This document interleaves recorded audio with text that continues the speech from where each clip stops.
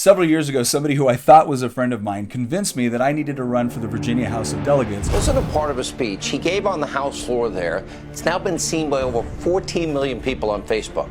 So if we want to have an open and honest debate, I am all for that. Let's do that.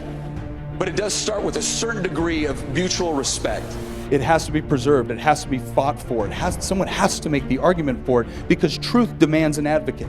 We were tired of watching politicians make bad arguments for the things that we believe and hold dear. Just because you make something legal doesn't mean you make it just. And I would have thought the civil rights movement would have taught us all that, Madam Speaker.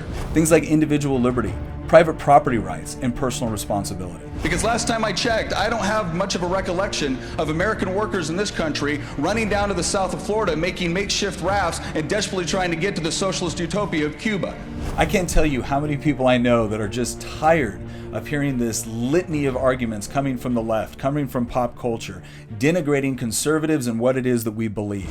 Because somewhere along the line, we forgot that the argument for what we believe has to be made every single generation.